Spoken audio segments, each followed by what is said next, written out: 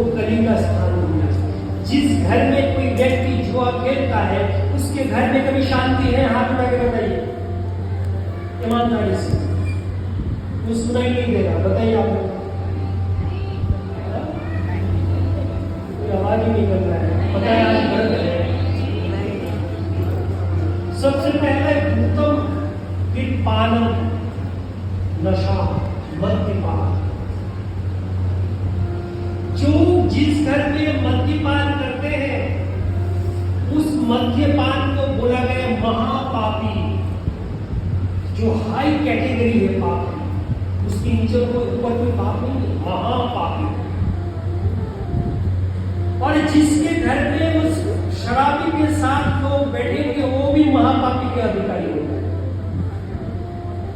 अरे कि उस व्यक्ति ने झूठन खा लिया, उसके अंदर भी महापाप प्रवेश करेगा।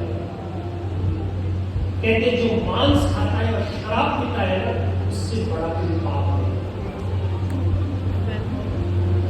कितनी घरों में मैं जाता हूँ, माताएं बैठ के मेरे चरणों में रोते हैं, महाराज जब शराब पीते मेरे पतिदेव को कोई होश नहीं रहता, बिस्तर में लैट्रिन पेशाब कर देते हैं, वो साफ मुझे करना पड़ता है।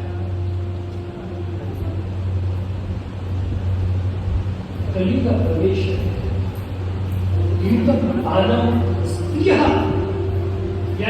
है और लाज सोना, जहां हिंसा होता है, मांस का बलि होता है, ये 4 स्थान कली को दिया।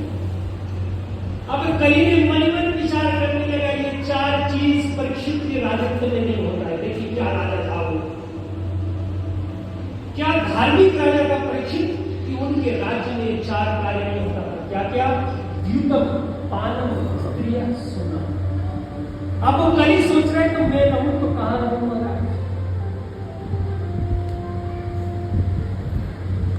कहां रहूं? अब कली दोबारा उन्होंने याचना किया, क्या? पुनश्च मान याचाया स्थान रूपा मदद प्रभु। हमें स्थान परीक्षित ने उस दिन स्वर्ण मुकुट पहना रखा। अब सोच लिया कि यदि मैं किसी प्रकार से स्वर्ण में स्थान मिल जाए, यदि राजा को सबसे पहले वश कर लूं तो मेरा काम बन जाएगा।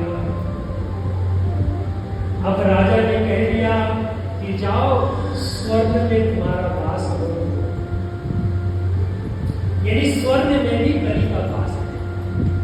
आप बोलोगे महाराज संत महात्मा लोग जो स्वर्ण पहनते हैं तो कलयुग में घुस जाए। कहते हैं जो 2 नंबर से कमाया हुआ धन है, जिसको बोलते हैं ब्लैक मनी, उसमें कली का प्रवेश है। उस धन का कोई खाएगा, यदि सोएगा, उससे व्यवहार करेगा, उसके अंदर शांति नहीं होगी। अरे खाओ तो ईमानदारी का खाओ, फिर देखो तुम्हारे अंदर कोई बीमारी नहीं होगी। आप बोलते ही वो कली उस परीक्षित के मुकुट में बस गया, घुस गया। अब आगे चलते चलते परीक्षित महाराज को जो प्यास लगी तो एक आश्रम नजर आया। तो जब आश्रम के नजदीक गए, देखिए श्रमिक ऋषि ऐसे ध्यानस्थ होकर बैठकर कुछ जप कर रहे थे। बाह्य दशा में तो नहीं था, आंतरिक दशा हो गया, बाहर का कुछ ज्ञान नहीं था उस ऋषि। परीक्षित महाराज आपकी याचना किया, अरे मैं प्यासा हूं, मैं राजा आया हूं, मुझे प्यास बुझाओ, कुछ पानी तो दो।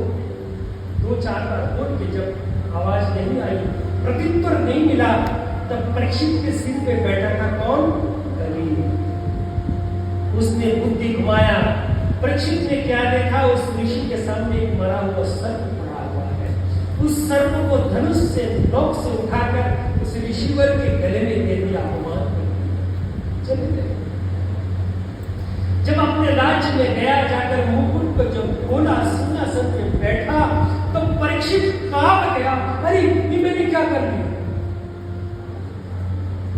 मेरे दादा परदादा संत महात्मा के ध्यान रखते थे, सेवा करते थे, और मेरे द्वारा एक संत महात्मा का अपराध हो गया। हे धरती मां, तू मुझे जगह दे दो, इस पाताल में मैं समाधि ले लूं। उस समय उस ऋषि के आश्रम में एक ऋषि आए, उनके शिष्य